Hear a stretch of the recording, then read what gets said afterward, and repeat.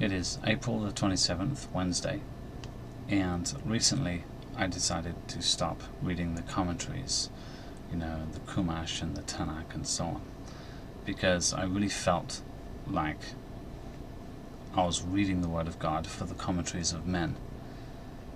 But I wanted, for the wisdom of men, but I wanted the wisdom of God.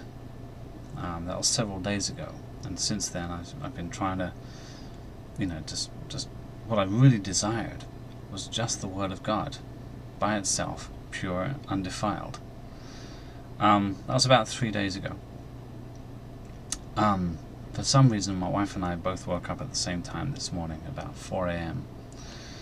about 4 o'clock in the morning, and we meandered around the house for a bit, and then we went upstairs and I read to her from the Bible, and she fell asleep, and then I prayed and I fell asleep. And when I did, I had this dream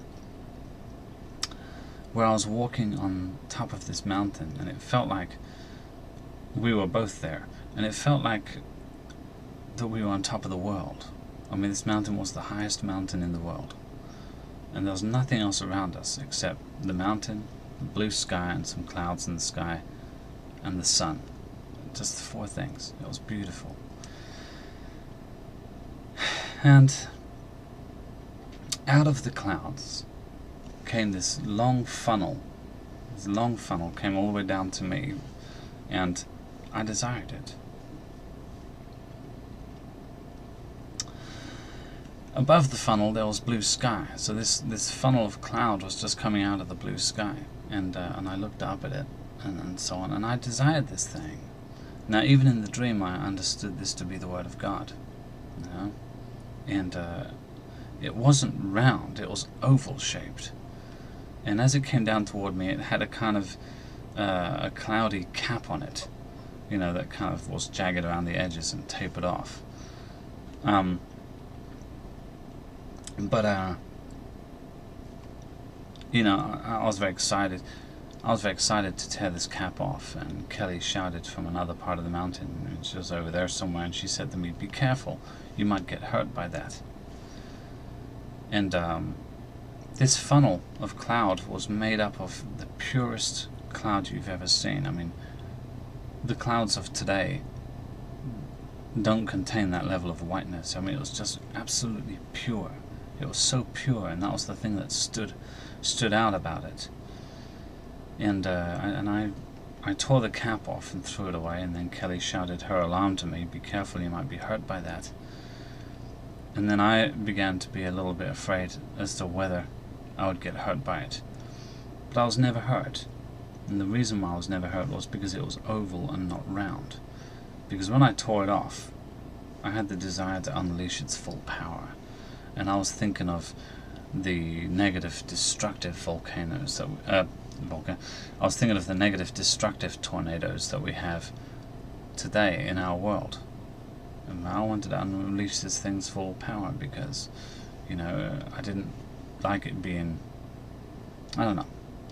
I just wanted to, Now I think the cap that I tore off, I thought about this after I woke up from the dream. I think the cap was interpretation.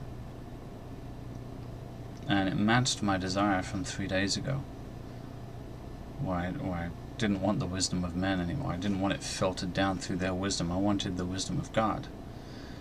And in the dream, I tore this cap off and threw it away, and it still didn't hurt me because it was oval and not round.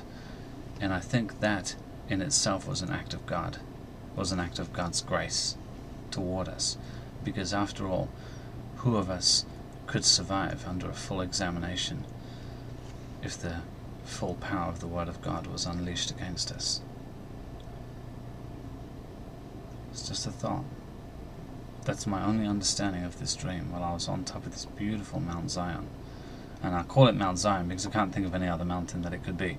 A representation. There's some scriptures about those who walk with God, ascending the heights of Zion or something like that.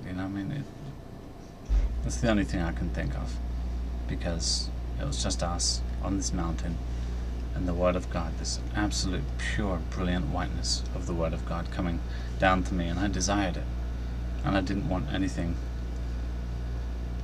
impeding it in its power.